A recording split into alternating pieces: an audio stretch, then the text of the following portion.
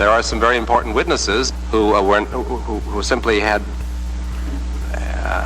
not been interrogated fully on this matter. The subcommittee was unable to do it in the time available, and there are important leads that were uncovered in the investigation that clearly need to be followed up.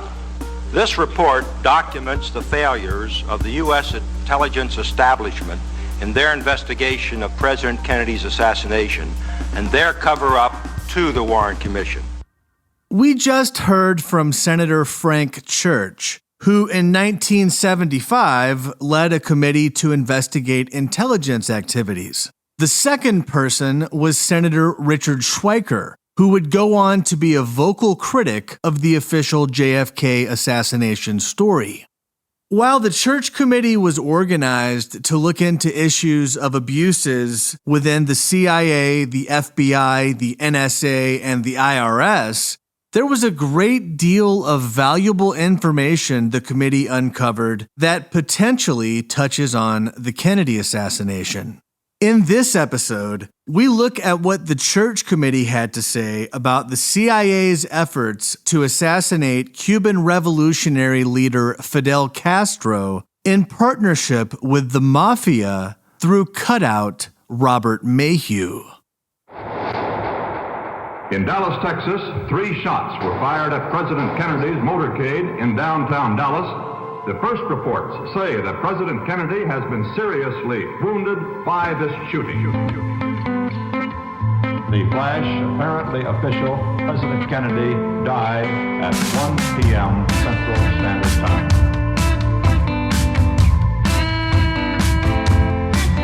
I don't know what this is all about. Dallas police this morning resumed custody the man they have formally charged with the assassination of President Kennedy. I'm just a patsy. The man is Lee Oswald. Was Oswald acting alone, or was he a member of a conspiracy? The mission answers, he acted alone. I'm working.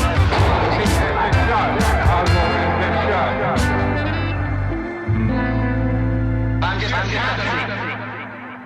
This is Solving JFK. I'm your host, Matt Crumpton.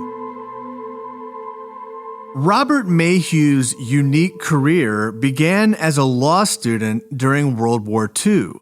In 1941, Maheu was recruited out of Georgetown Law to work for the FBI as a counterintelligence officer in Europe. After the war, Maheu worked for the FBI until 1947, when he opened his own private detective agency in Washington, D.C.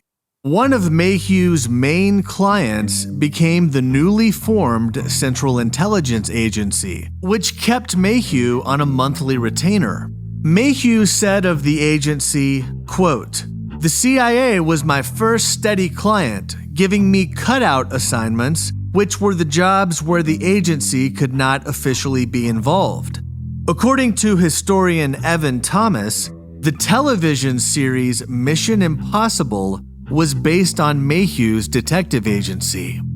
Maheu associate and former Washington Post reporter John Garrity said that in 1954, he and Maheu were summoned to Vice President Nixon's office.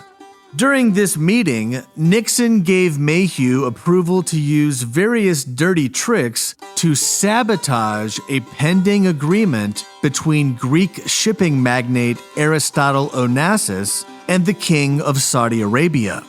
These tricks included wiretapping and planting derogatory stories in newspapers. And yes, this is the same Aristotle Onassis who would go on to marry Jackie Kennedy.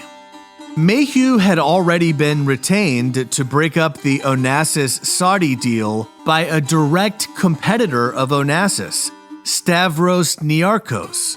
The CIA supported Niarchos because they feared that if the Onassis-Saudi deal went through, the United States would lose its monopoly control over Saudi Arabian oil. Nixon was so serious about not losing the oil monopoly that he reportedly told Maheu, quote, "And just remember, if it turns out we have to kill the bastard, don't do it on American soil." In 1955, Robert Maheu was retained for the first time by reclusive billionaire Howard Hughes. Hughes hired Maheu to look into a potential relationship between his fiancée Jean Peters and another man. Maheu would continue to work for Hughes doing various projects until 1970 when the two men had a falling out. During all of those years, Maheu never met Howard Hughes in person. The men exclusively corresponded with letters and phone calls. In the summer of 1960, Robert Maheu continued to do regular work on behalf of both the CIA and Howard Hughes. It was around this time that the CIA requested that Maheu contact Johnny Roselli, a high-ranking mobster with the Chicago outfit. The CIA wanted Maheu to ask Roselli about getting the Mafia's help to kill Fidel Castro.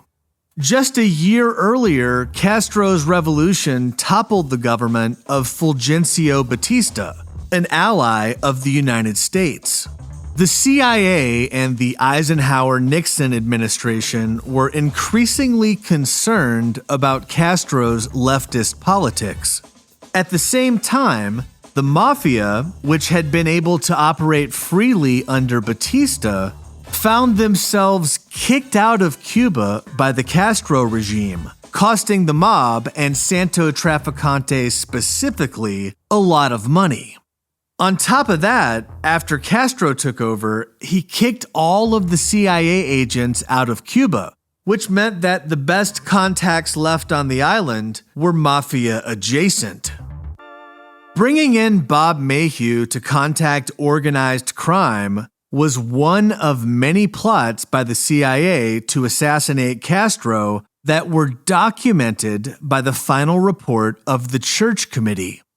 At first, the CIA just tried to make Castro look bad so that he would be perceived as an ineffective leader. For example, they infused a box of cigars with a chemical that caused temporary disorientation, hoping that Castro would smoke one before a speech and then say crazy things. There was another plan to dust Castro's shoes with thallium salts, which would cause his beard hair to fall out, making it appear that he was too sick to lead. This tactic was tested, but never actually used. We'll cover all the other plots against Castro, including sabotage and assassination attempts, when we get to the series on the Cuban exiles. In August of 1960, Richard Bissell, the CIA's deputy director of plans, asked Colonel Sheffield Edwards, the director of the Office of Security, to find someone who could assassinate Fidel Castro. Edwards brought in the chief of operational support, James O'Connell, to help with the project. O'Connell had served as Maheu's case officer ever since Maheu had been working for the CIA. He and Maheu were close friends. Maheu told the Church Committee that O'Connell asked him to contact his Mafia friend, Johnny Roselli, to see if he would participate in a plan to kill Fidel Castro. Maheu had known Roselli since the late 1950s as the man keeping an eye on Las Vegas on behalf of the Chicago mob, which was led by Sam Giancana. O'Connell also knew Roselli even before approaching him about the Castro plot because O'Connell previously had dinner with Roselli and Maheu at Maheu's home. That's how close these guys all were before the plan was even in motion. Maheu told the CIA that he was going to, quote, approach Roselli as the representative of businessmen with interest in Cuba who saw the elimination of Castro as the first essential step to the recovery of their investments. But in reality, Maheu gave up the cover immediately to Roselli. He told Roselli that the mission was backed by, quote, high government officials. He then requested that Roselli help him recruit Cubans for the job. To accomplish the hit on Castro, Maheu offered $150,000, which is over $1.5 million in today's money. Roselli declined any payment. As a condition of enlisting his help, Roselli insisted on meeting someone with the government to verify everything that Maheu was telling him. In September of 1960, Maheu and Roselli met at the Plaza Hotel in New York City with James O'Connell, who Maheu identified to Roselli as the CIA's operational support chief. This satisfied Roselli that the mission was legit, and Roselli then traveled to Florida to begin recruiting Cubans for the operation. He told the Cubans that he worked for nickel mining interests on Wall Street who wanted to see Castro out of power.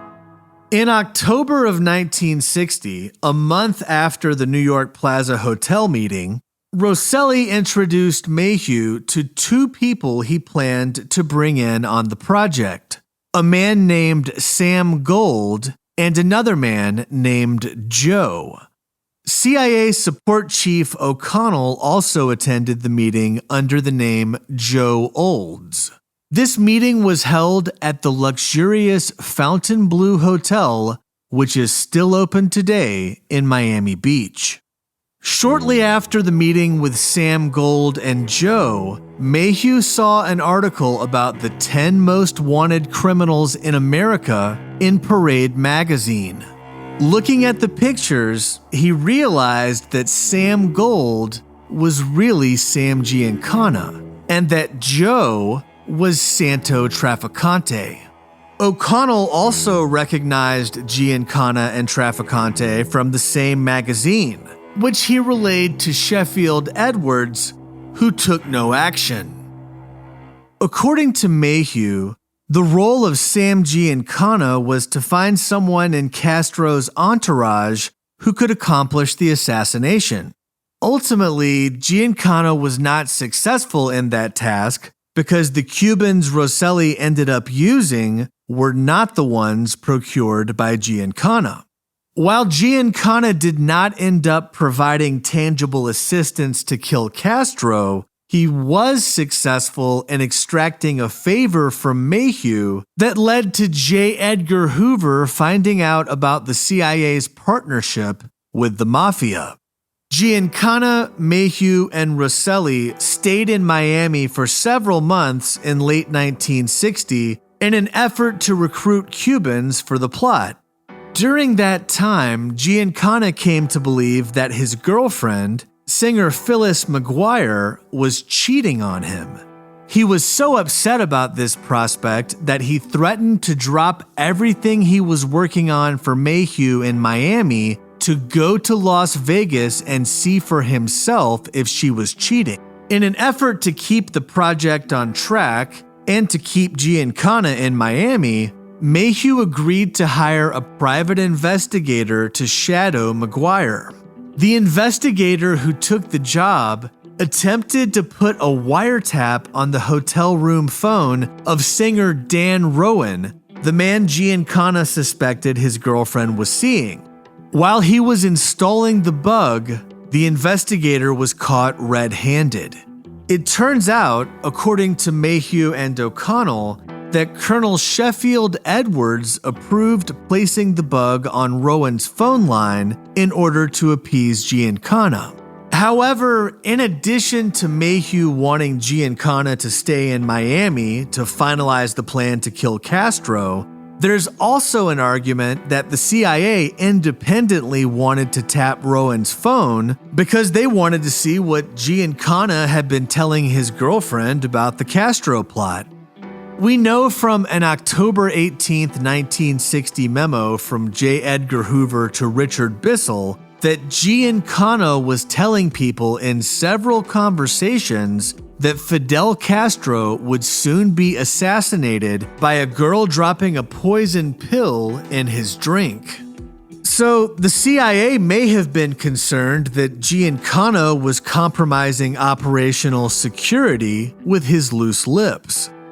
When the FBI found out about the illegal wiretap by Maheu's investigator, the Bureau wanted to press charges against Maheu, Roselli, and Giancana. But when Maheu told the FBI about the nature of the operation, the CIA was able to convince Director Hoover to take no action due to the national security implications. Okay, so we know that the CIA worked with specific members of the Mafia, namely Roselli, Trafficante, and Giancana. But what do we know about the actual plots?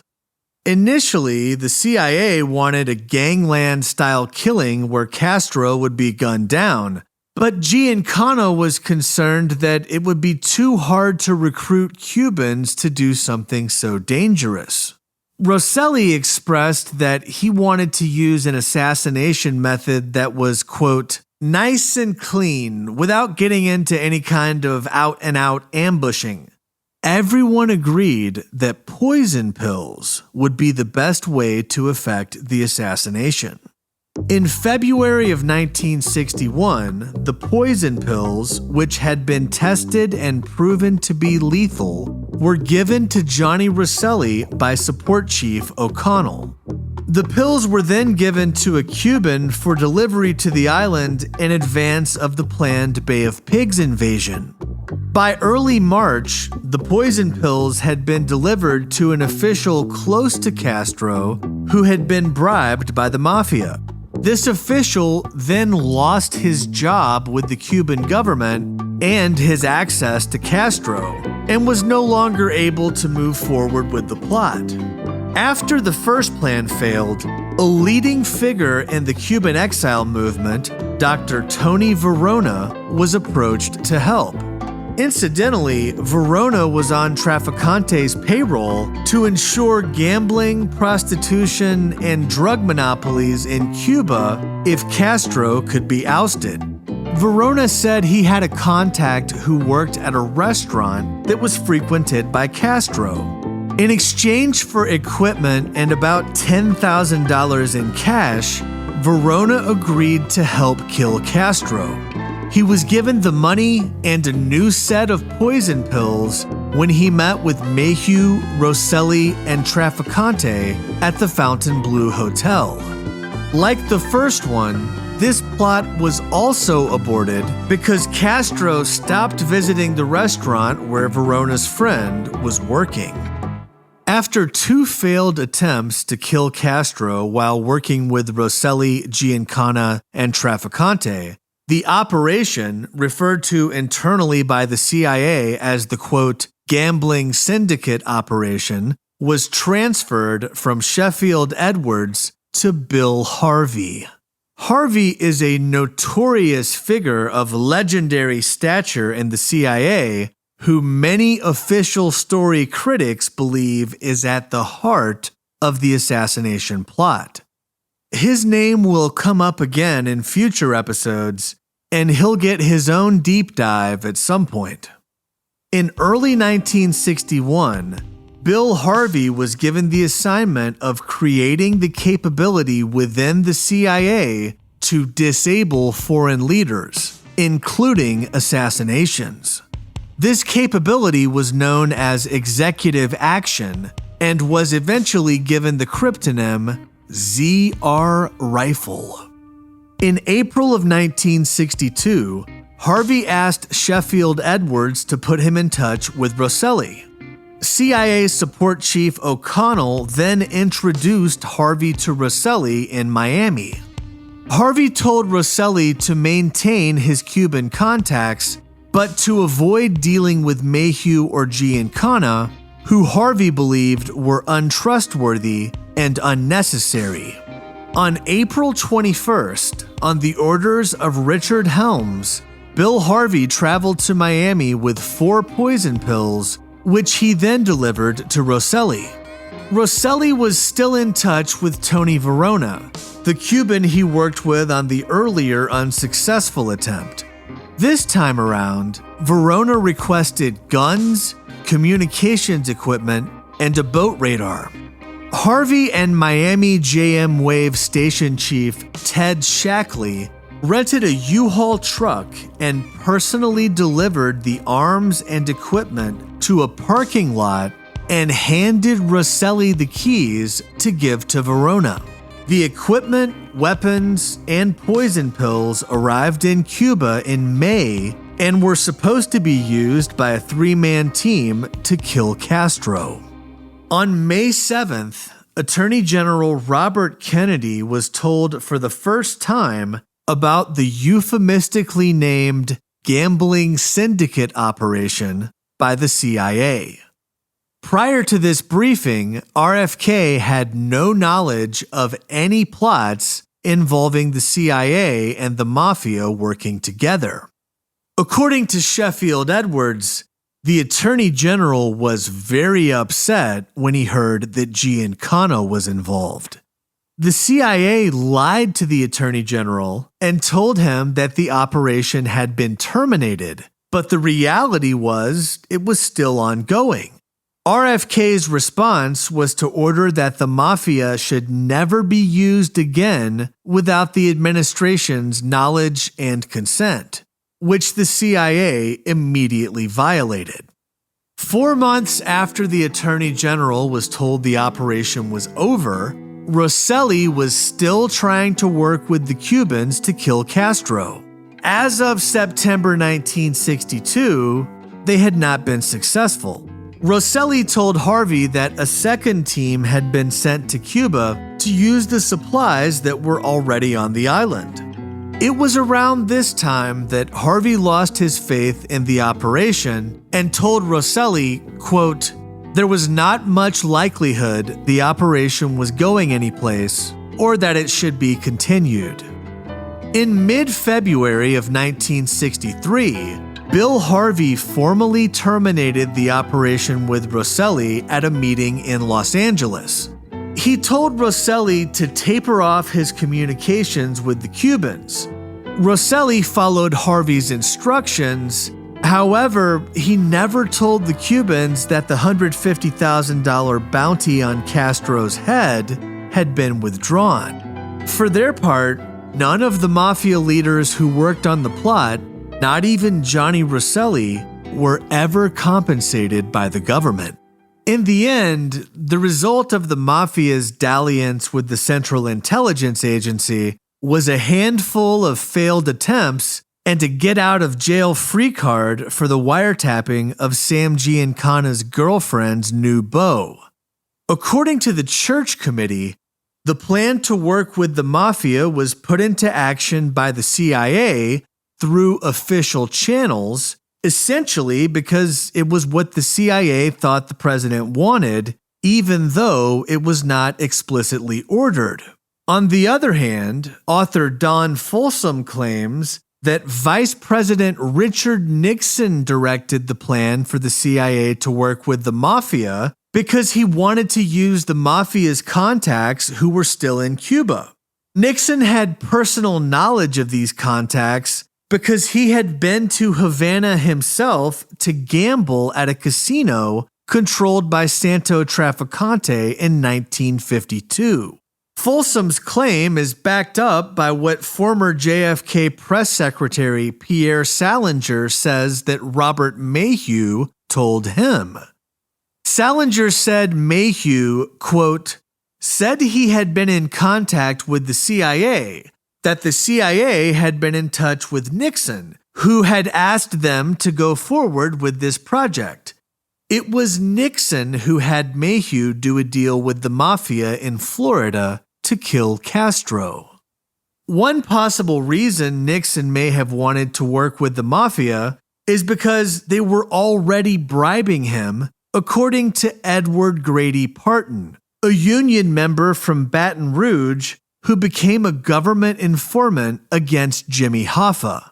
Parton said that he was at a meeting between Hoffa and Carlos Marcello, where Marcello provided a suitcase with $500,000 in cash to Hoffa, which was being delivered as a bribe to Richard Nixon.